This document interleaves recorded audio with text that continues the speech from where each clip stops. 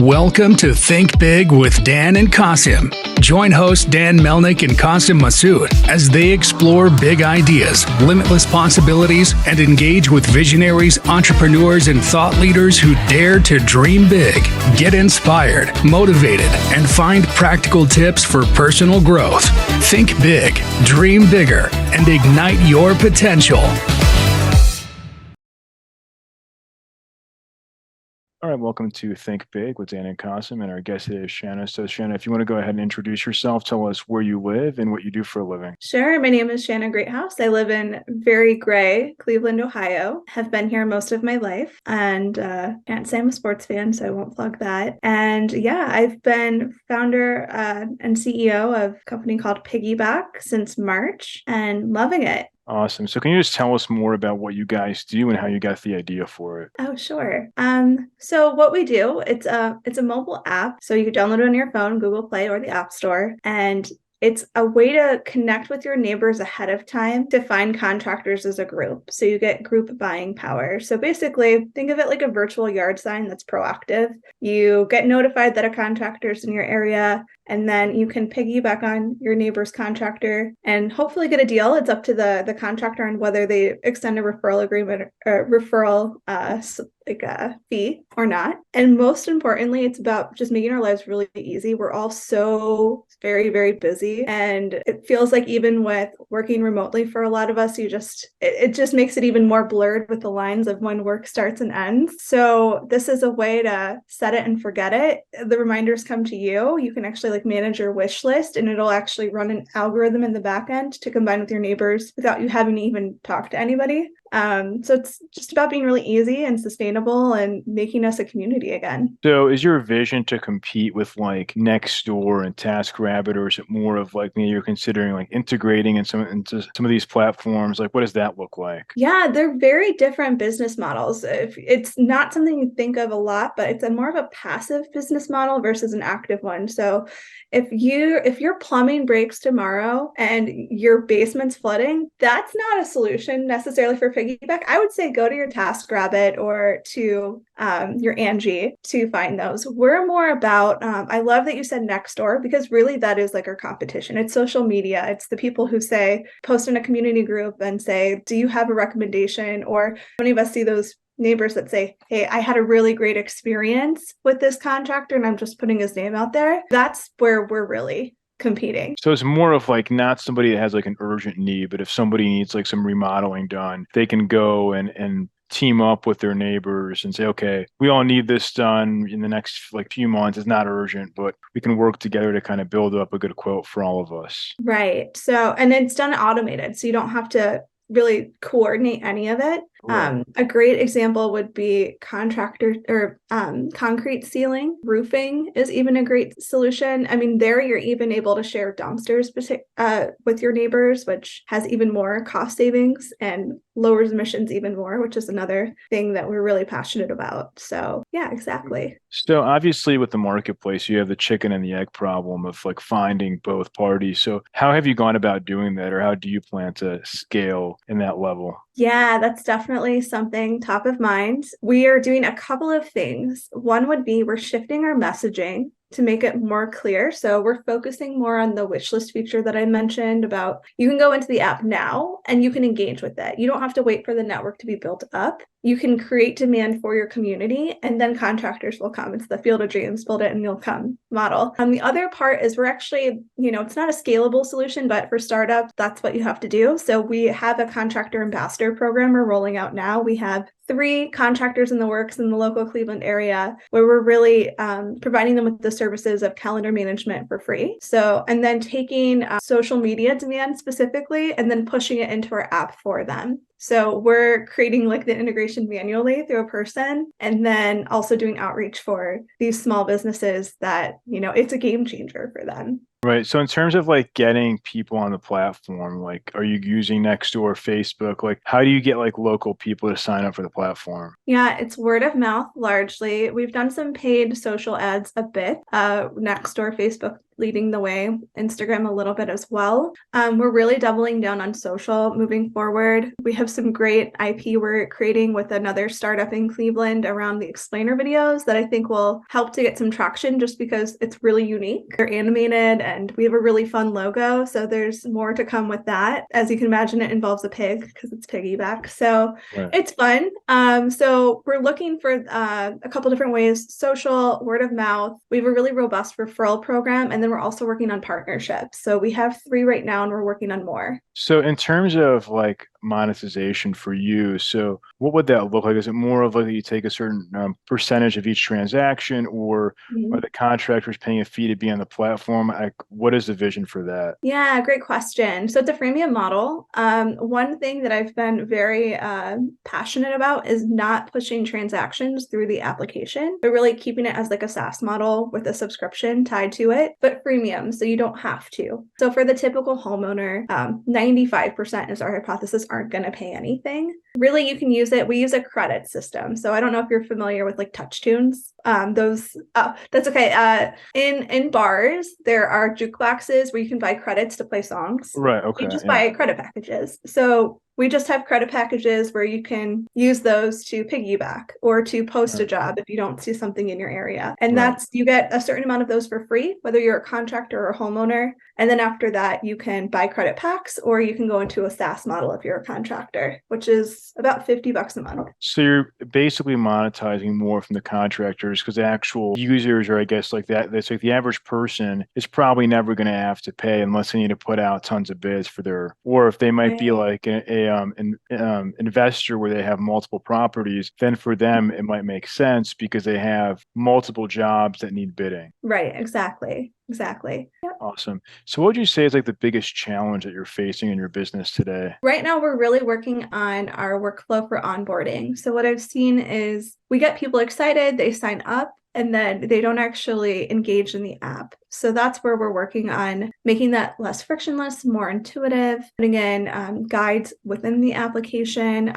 Right now, we have basically a wall where you have to sign up to actually see the app. So we're going to rethink that a little bit moving forward. But have you looked at positioning in a sense where people are, I guess, seeing more of like what happens if they don't sign up? Because if they don't sign up, they're going to be spending way more, right? So I guess it's more of like this what if scenario. Yeah, it's more, yes, very much so. And a challenge we have again around the messaging is people want to sign up for an app when they really need it. And that's not when to sign up for PIGYBAK. PIGYBAK is when you don't need it, but you're just like, yeah, this will be chill to do later in the year, and let me just throw it on a wish list. So we're trying to capture more of that peace of mind of it's on a list, it'll get done, like that checklist dopamine hit that you get when you check things off, kind of getting that earlier on where it's just posting it to the wish list. You almost get that dopamine hit that, okay, I've done the first step and something's happening in the back end to where it can get done for me. That's where messaging is kind of shifting around. For sure. So have you guys raised money, or like what has been the way that you've been able to fund this so far? Yeah, it's been bootstrapped, which is pretty great. I have a fantastic CTO as well, who is developer. So I have a team of 4 developers, including a QA resource, partial marketing resource as well, who's amazing. And the development was actually done, proactively ahead of funding. And then it's a partnership equity deal. Awesome. So like, are you guys looking to raise money at all, or is that not something that you want to do? No, we definitely do want to raise money for scaling. However, we want to be ready for it. So we're not very actively pursuing right now. We do have a pitch coming up in a couple of weeks, but that is more proactive to build relationships. We really want to get more traction before we go to investors. we have a good value proposition. We have a great value proposition. For And we sure, just want to show that we also have the chops around scaling it ourselves. So when you say most people have signed up via word of mouth, like what does that mean? Is it just like your friends or just, friends of friends? Right. Or like have you gone to events and met people? Like what does that look like for you? Yeah, all of the above. If you follow me on LinkedIn, I apologize in advance. I post all the time. I'm at events all of the time. I've probably been to 15 or so, maybe 15 plus, to mention the Science Foundation program and all of those cohorts. And that forces you through the program to talk to like 40 people. So that also helps. So it's been events, word of mouth, friends, family, partnerships, and referrals as well. Yeah. So in terms of events, is it like specific events or networking? Like how do you know like which events would make sense for you to attend to help get in front of like the right people? It's a great question. I think it's good advice for every founder to get plugged into your local network. So, there's an economic development fund nationally, and that trickles through the state level. And because of that, there are fantastic nonprofits around every state that support entrepreneurs. If you don't know where to go, start with your college or your alma mater. That doesn't work, go to your Chamber of Commerce, and they'll be able to direct you. So they host a lot of events themselves. So that was part of it. I went to Futureland in Cleveland, VC Fest. It was the first time Cleveland's hosted that. It was great. Next year, it's going to be in Cincinnati. Other things around the Greater Cleveland Partnership Network, they throw great events that are around technology to sustainability. So plugging into those programs, I'm literally connected to every single one of them in Northeast Ohio. It helps a lot. No, for sure. I mean, that's awesome. I think it's really nice that you're leveraging your network and where you live. And I think that like many people are online, like, oh, like, I need to talk to everybody everywhere. It's like, no, like start local, start, with the people near you. And that's a very effective strategy. So what would you say is like your top priority in the next few months as we're nearing 2024? So 2023 closeout is really about marketing. So we're really heads down on marketing messaging, website redesign. We have a version that I just threw up on the website, and it's not where it could be. It's good enough. But for us to really gain credibility and traction, we're taking it to the next level. So I'm very appreciative of that. The explainer videos are coming out. A couple of partnerships are in the works, specifically with local government. So those are really the focus. I'm also in an incubator, so that helps to keep me focused. And then 2024, my goal is to hit 10,000 users in the Cleveland area. We'll see what happens. 10,000 users would be how much in revenue? Like, Yeah, that's more like 30,000. It's like a 3-to-1 ratio. 30,000 a month or like in total? Oh no, for the year. Yeah, okay. So it's really a volume play. It's over, we're looking at suburban markets specifically. There's 782 in the US that have a population of 500K or less. And, the value proposition gets bigger the more space there is between neighbors. So that's really where our focus is. That being said, Chicago, New York are great opportunities as well, and we have partnerships. Makes sense. Yeah. So what would you say is like the one biggest piece of advice that you wish you knew before you started this company? Before I started it? Oh, let me think on it. Maybe, I don't want to say something. I don't want to waste the advice. So there's so much to can I hear yours first? What would be your advice? For me, I feel like it, and actually one of the most common things I've heard, which I do agree with, is like it always takes longer and costs more money than you think, like anything that you're doing, because it's just you always want things to be done faster. But especially in technology, it's like things will get delayed and this gets delayed and then this ends up costing more in that future. And so it's always, that's sort of what I've learned. That's oftentimes what we hear. And I do agree with that, like at least for me personally. But yeah. Yeah, I can definitely sympathize with that. It does take a while. That being said, we move pretty quickly, so I'm definitely not complaining. I would say, even if you're introverted, which I know I don't come across as introverted, I very much am, do not let it rob you of opportunities. Step out of your comfort zone as much as possible. And whenever you feel, I don't know if you feel this way too, but whenever I feel, a little, I'm tired. I'm just tired sometimes. I'll go to a networking event, which is not something that typically energizes me. But when you're talking about your own business to people and there's a market fit where they're going to get excited about it, it gets you excited all over again. No, 100%. Yeah, I do agree with that. I think sometimes that when you go to these events. Like I'm the same way. Like my very first event, I didn't want to go to. I'm like, I don't even like want to go in, but I feel like once you're there, you kind of like, okay, like I'm already here. I might as well just go and talk to people. But yeah, for sure. I think it's like when you go and talk to people about it, even for me, like doing this, like it's very inspiring talking to people like yourself, people who are entrepreneurs or doing cool things. Like for me, it's always interesting to hear these stories because, it's not an easy thing. And I think that people don't understand that, like, first of all, it's not easy, but like, second, it's like that it is something that it's good to go and inspire other people, right? Because that's part of the reason why we have this podcast is because people listen, think, okay, like I can get started, like anybody can do it, but you have to be willing to put the work in. So